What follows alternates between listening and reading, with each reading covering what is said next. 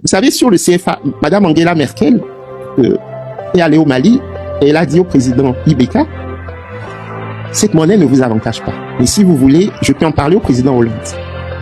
Et Ibeka lui a dit, attendez madame, parce qu'il y a des élections au Mali bientôt. Il faut que je règle cette affaire d'abord. Vous voyez? En fait, le Nigeria ne veut absolument pas d'une monnaie unique pour l'Afrique de l'Ouest. Le Nigeria ne veut pas abandonner son Naira.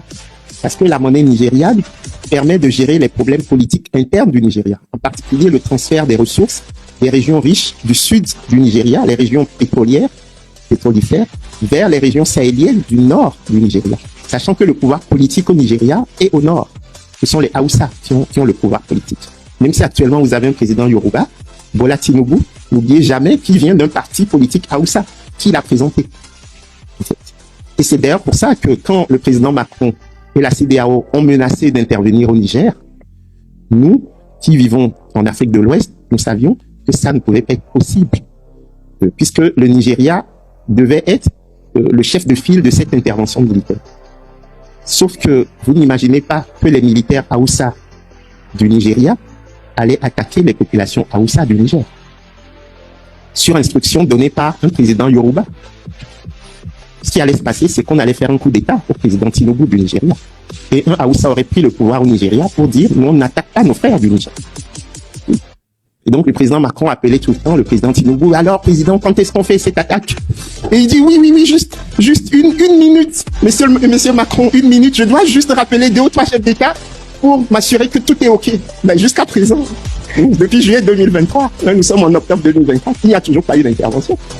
À mon avis, les présidents Macron et Ouattara, en décembre 2019, à Abidjan, ont fait une erreur fondamentale, c'est d'avoir dit que la monnaie qui va succéder au franc CFA va s'appeler ECO, sachant que la monnaie ECO est l'agenda de la CEDEAO depuis pratiquement 40 ans.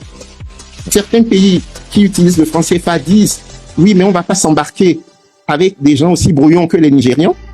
On ne sait pas comment ils gèrent leur pays, pour faire vite. » Et les Nigérians qui disent « Oui, mais les francophones, en fait, ils sont à la botte de Paris et de l'Élysée. Et donc, ce qu'ils veulent faire, c'est confisquer le projet de création de la monnaie ECO et en faire un cheval de Troie pour le franc CFA qui va juste changer de nom, mais qui va être gouverné par Paris. » Le problème que nous avons avec nos chefs d'État, c'est que comme ils sont tous dans la dictature des urgences, ils n'ont jamais le temps de s'asseoir pour régler des problèmes dits de moyen long terme. Pour eux, le long terme, c'est une succession de court terme. Et donc, quand vous discutez avec un chef d'État, vous lui exposez les choses, il trouve que rationnellement, ça tient la route. Il dit oui, mais dans le pays voisin, il y a des élections présidentielles dans 3 mois. Et donc, le président voisin dit, attends d'abord que je règle la question de mon élection. Et on reprendra le dossier monétaire. Sauf que quand lui, ça finit chez lui, il y a une autre élection qui démarre ailleurs. Et j'ai fait le compte entre 2019 et aujourd'hui, il y a eu à peu près 10 élections présidentielles. Ça tournait. Et sur la question, par exemple, de la garantie française. Parce qu'au fond, on a un problème avec la garantie française. C'est-à-dire que vous ne trouverez nulle part au monde un assureur qui vous garantit sans contrepartie. Au moins, vous devez payer une prime d'assurance.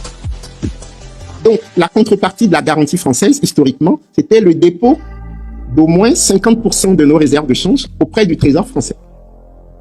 Et ces dépôts étaient certes rémunérés, mais c'était la contrepartie de la garantie que la France offre. Mais, sauf que maintenant, toutes les réserves ont été rétrocédées à la Banque centrale des États de l'Afrique de l'Ouest, et la France dit « je maintiens ma garantie ».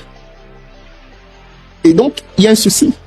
Pourquoi l'assureur, qui n'a aucune contrepartie, maintient la garantie? La fermeture des frontières. Finalement, le président Talon du Bénin, qui lui avait naïvement fermé la frontière avec le Nigeria, ce qui était un des poumons. Malanville, qui est au nord Bénin, c'est un des poumons de l'économie béninoise. Tous les produits qui allaient au Niger passaient par Cotonou, puis Malanville. Et ils ont fermé ça.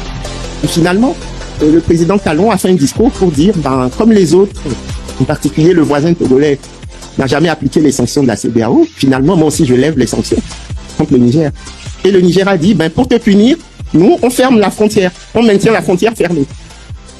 Et comment ça a été résolu? Le président Talon a dit, si vous maintenez votre frontière fermée, eh bien, votre pétrole, qui doit passer par le Bénin pour partir, moi, je le bloque aussi.